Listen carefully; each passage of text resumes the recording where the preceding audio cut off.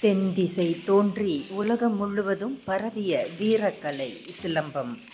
நமது பாரம்பரிய தற்காப்பு கலையான சிலம்பக் கலையை உலகெங்கும் கொண்டு சேர்த்து கொண்டிருக்கும் சிலாங்கூர் மாநில சிலம்பக் கழகத்தின் தொழில்நுட்ப தலைவரும் தென்கிழக்காசியாவின் சிலம்பக் குழு தலைவராகவும் சேவையாற்றி வரும் மாஸ்டர் டத்தோ சிவகுமார் உலகச் சிறந்த ஏபிஜே விஐபி குளோபல் 2024 விருது விழாவில் சிலம்பம் ஐகோன் விருதை பெற்றார்.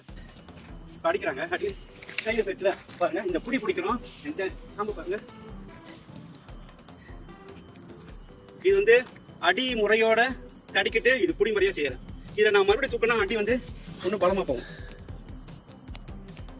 சரிங்களா? இது ஒரு வகையான தற்காப்பு. நான் படிக்க ஆரம்பித்தது வந்து 11 வயசில் அப்பா கிட்ட சிலம்பம் கற்றுக்க ஆரம்பித்தேன். இன்றைக்கு வந்து எனக்கு 54 வயசு ஆச்சு. ஏற்கனவே 40 ஆண்டு காலமாக வந்து இந்த சிலம்ப கலையில் வந்து நான் பயிற்சி எடுத்துக்கிட்டு இருக்கேன். நான் பிறந்து வளர்ந்ததெல்லாம் வந்து சிப்பாங் தோட்டம். என்னோடய தகப்பனார் பேர் வந்து மகாகுரு ஸ்ரீ எஸ் ஆறுமுகம் அவர்கள். மகாகுரு ஸ்ரீ எஸ் ஆறுமுகம் அவர்கள்னா இந்த மலேசியா சிலம்ப கழகத்தின் தோற்றுனர். இந்த கலை வந்து மலேசியாவை பொறுத்த வரைக்கும் மலேசியா சிலம்ப கழகம் அதுதான் வந்து மூத்த தாய் கழகம். அந்த கழகம் மூலியமாக இன்றைக்கி வந்து பல நாடுகளுக்கு சென்று இந்த கலையை நாங்கள் வளர்த்துக்கிட்டு இருக்கோம். அது மட்டும் இல்லாமல் நான் படித்திருந்த மகாகுரு ஆறுமுகம் அப்பாட்ட நான் விளையாட்டு படிச்சிருந்தாலும் கூட எனக்கு படித்து கொடுத்தவர் வந்து ஆசிரியர் செல்வராஜ் அவர்கள். அவர்கிட்ட தான் நாங்கள் ஒரு 16 பேர் படித்தோம். அதில் ஒருவன் நான் மட்டும் வந்து இப்போ வந்து இந்த கலையை வந்து நிறைய மாணவர்களுக்கு நான் சொல்லிக் கொடுத்துக்கிட்டு இருக்கேன். ஏற்கனவே என்கிட்ட படித்த மாணவர்கள் மட்டும் ஆயிரக்கணக்கான மாணவர்கள் படித்தார்கள். அது மட்டும் இல்லாமல் நிறைய பேர் எனக்கு படித்து கொடுத்துக்கிட்டு இருக்காங்க.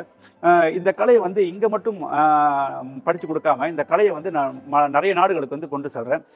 சுருக்கமாக சொல்லணும்னு சொன்னால் ஜெர்மனிக்கு கொண்டு போயிருக்கேன், கனடாவுக்கு கொண்டு போயிருக்கேன், ஆஸ்திரேலியா கொண்டு போயிருக்கேன், கம்போடியா, இந்தோனேஷியா, சிங்கப்பூர், தாய்லாந்து, சுருக்கமாக சொல்லணும்னா இந்தியாவுக்கு இந்த கலையை நான் கொண்டு போயிருக்கேன். அதாவது இந்த கலை வந்து இந்தியாவிலேருந்து வந்தாலும் நம்ம மலேசியாவில் வந்து அந்த கலையை வந்து இன்னும் நம்ம ப்ராப்பராக இன்னும் நிறைய அங்கீகாரத்தோடு நிறைய நம்ம மலேசியாவில் உதாரணத்துக்கு வச்சுக்கலாம், சீலாட்னா மலாய்க்காரர்கள் கலை அப்படின்னு சொல்லுவாங்க, ஊஷு அப்படின்னா சீனர்கள் கலை, தமிழர்கள்னா சிலம்பம்.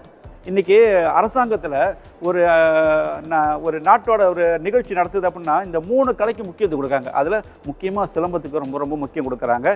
இந்த கலை வந்து மலேசியா நாட்டில் வந்து சுக்மா அளவுக்கு வந்து போயிருக்கு.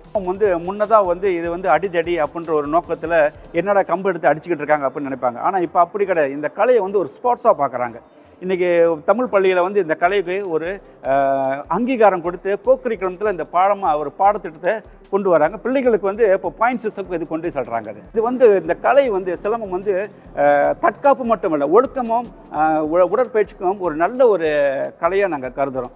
அது மட்டும் இல்லாமல் இந்த கலை வந்து நம்ம கற்றுக்கல், அதாவது தமிழர்கள் வந்து இந்த சிலம்ப கலையை கற்றுக்கல் அப்படின்னா சீனர்களோ அல்லது மலாய்க்காரர்களோ மற்ற இனத்தர்களோ இந்த கலையை வந்து வளர்க்கறதுக்கு முன் வர மாட்டாங்க. நம்மளோட கலை தமிழர்கள் கலை, இந்த கலையை வந்து தமிழர்கள் தான் வளர்க்கணும்.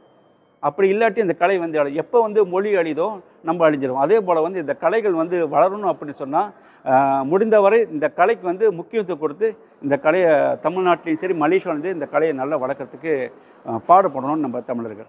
நீங்கள் முன் வந்து இந்த கலையை ஆர்வப்பட்டு படித்து இந்த கலையை முன்னேற்றுக்கு வந்தீங்கன்னு சொன்னால் நீங்களும் வருங்காலத்தில் வந்து இந்த கலைக்கு வந்து மகுட சூட்டலாம். தற்காலத்தில் ஆண்கள் பெண்கள் என்று இருபாலரும் சிலம்பாட்டத்தை கற்று விளையாடி வருகின்றனர்.